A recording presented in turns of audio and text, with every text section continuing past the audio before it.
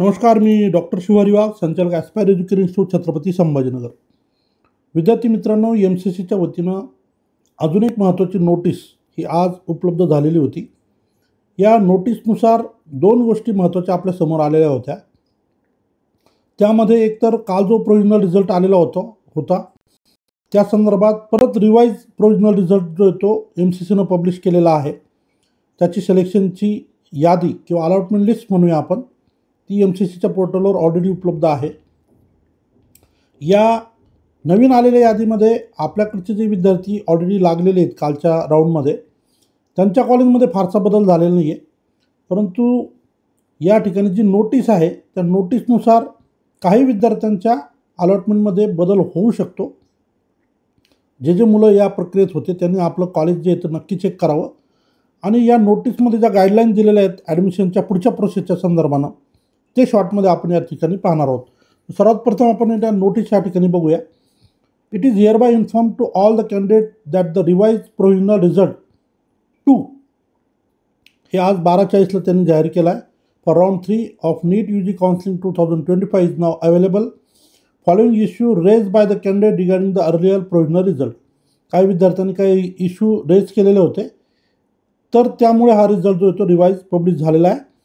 आता काय म्हणते पुढं, any discrepancy in the result may immediately be inform to the MCC of DGHS up to 3 PM of 23 October 2025 through email on the email ID mccresultquery@gmail.com. After which the provisional result will be treated as a final result.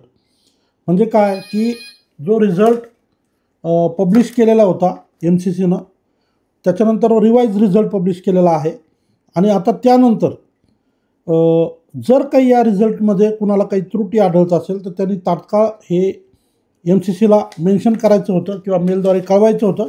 त्याची खरं तर 3 वाजेची वेळ होती, ती already आता टळून गेलेली आहे.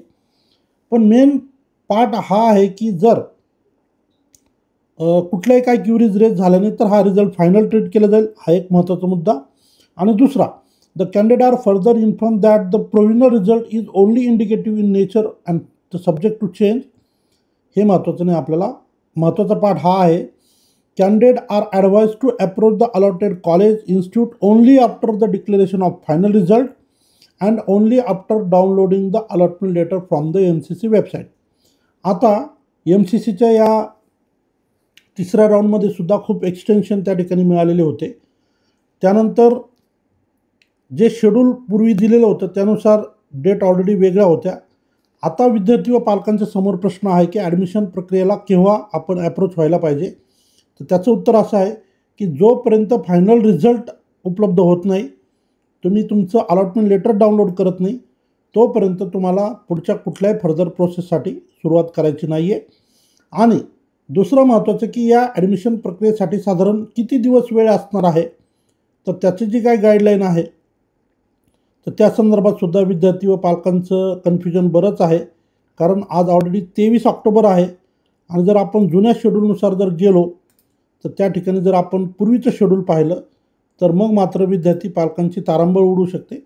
कारण अशा परिस्थितीत जर आपण ड्युरेशन पाहिलं ॲडमिशन प्रक्रियेला रिपोर्ट करण्याच्या संदर्भानं तर ते अत्यंत कमी आहे.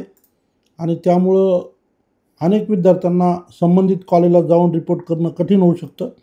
काही विद्यार्थी ऑलरेडी एनरॉल झालेले आहेत काही ठिकाणी, तर त्यांना पहिल्या कॉलेजला रिपोर्ट करून तिथलं ॲडमिशन कॅन्सल करून नंतर परत नवीन कॉलेजला रिपोर्ट करायचं होतं. आता राऊंड 3चा जो रिझल्ट होता त्यानुसार 19 ऑक्टोबरपासून 27 ऑक्टोबरपर्यंत रिपोर्टिंगचा डेट होती, वेळ होता.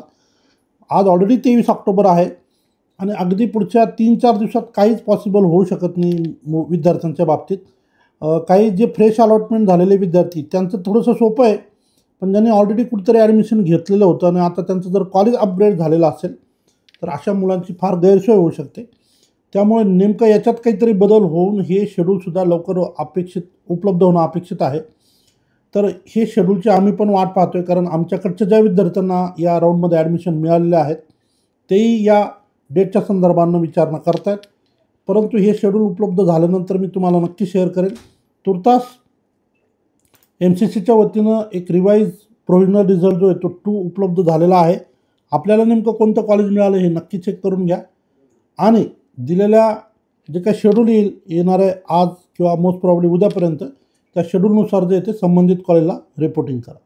ही महत्त्वाची माहिती MCCमध्ये जे विद्यार्थी प्रोसेसमध्ये आहेत, प्रक्रियेत आहेत, त्यांच्या संदर्भानं तुम्हाला या ठिकाणी शेअर केलेली आहे. गरजू मुलांना हा व्हिडिओ नक्की शेअर करा. या ठिकाणी थांबतो. धन्यवाद.